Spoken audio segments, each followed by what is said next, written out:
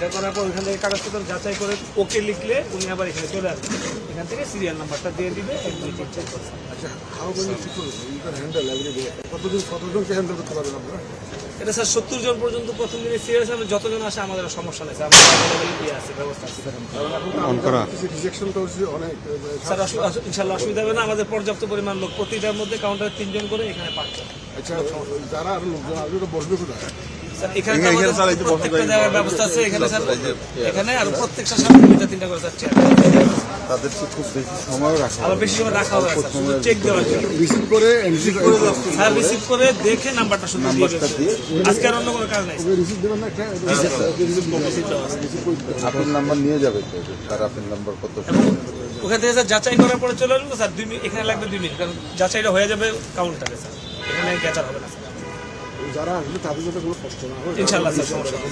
Public যখন আসবে, যারা ক্যান্ডিডেট যদি আসে তারা সম্মানিত করবে, স্যার সাথে লয়ার আসবে এরা সম্মানিত করবে।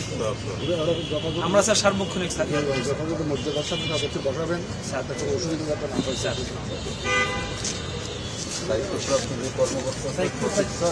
কথা বলতে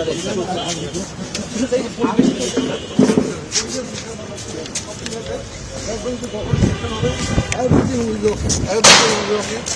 চিন্তা করেন না sir. all of us sometimes আমরা we are trying our best দেখতেছি।